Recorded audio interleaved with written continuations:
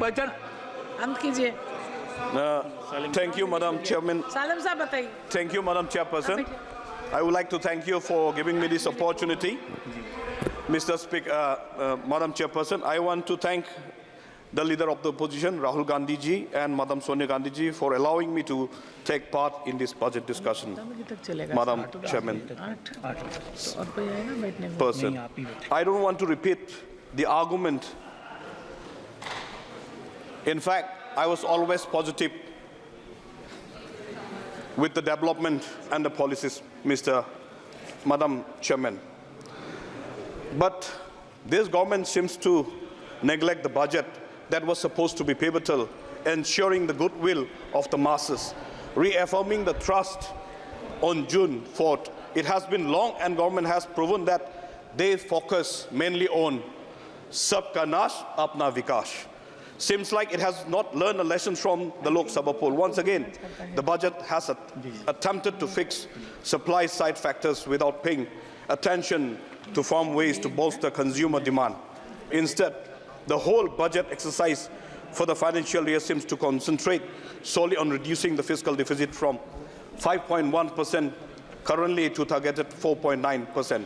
The maximum price for which now will be paid by the taxpayer. The taxpayers pays the brunt.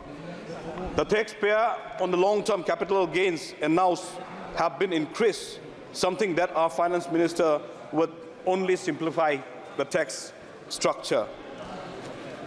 Madam Chairperson, this government, instead of rewarding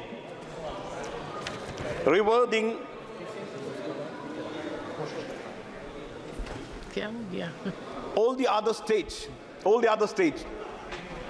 like Tamil Nadu, Maharashtra, Telangana, West Bengal, etc., who has contributed most of their tax to the revenue of this Indian economy, Madam Chairperson, by only concentrating two states, that is Bihar and Andhra, Madam Chairperson.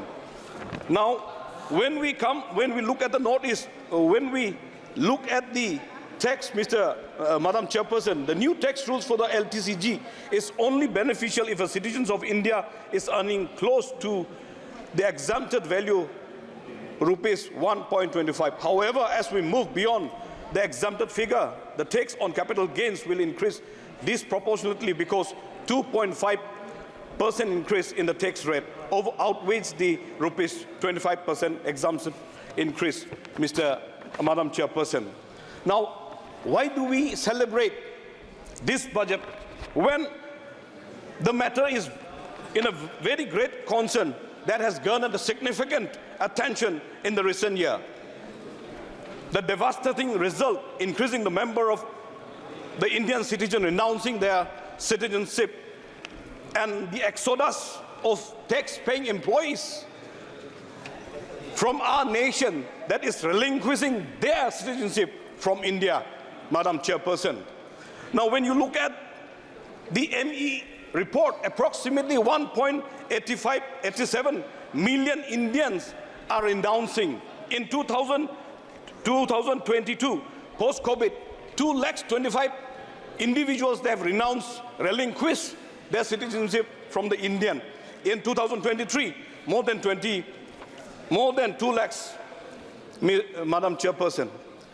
Now, when we come to the flood budget,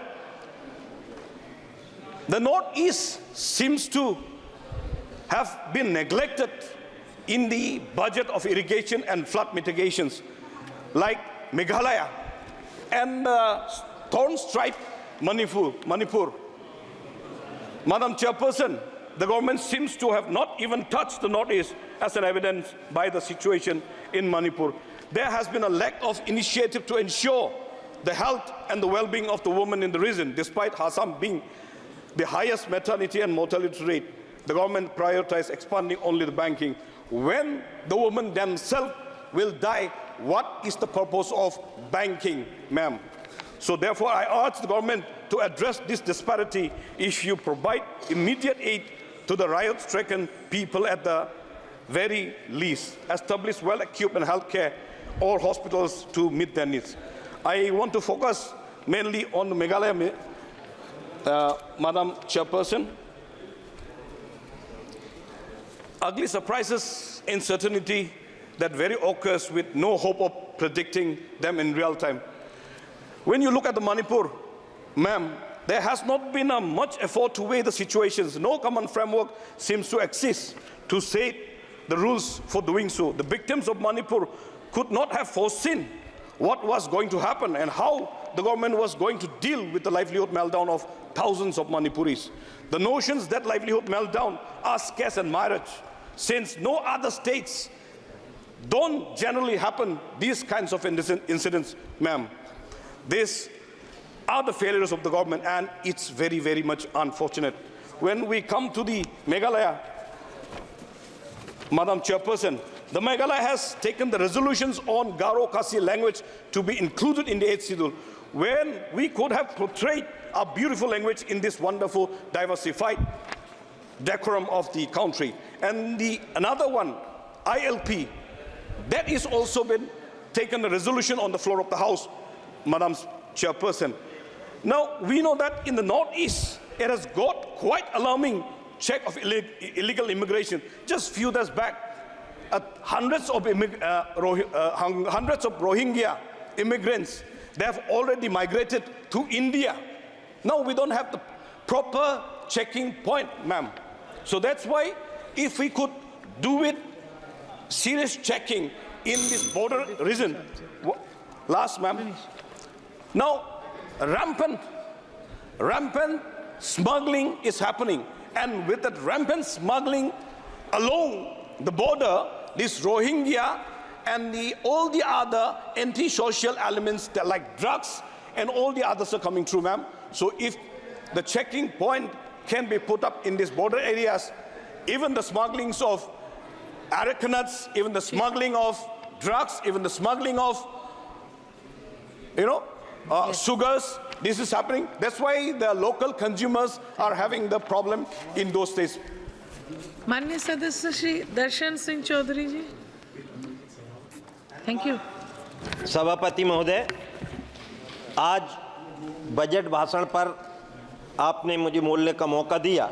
मैं संपूर्ण होशंगाबाद, नरसिंहपुर, रायसेन की जनता जनार्दन की ओर से, नर्मदा माटी की ओर से आपका आभारी हूं। और आज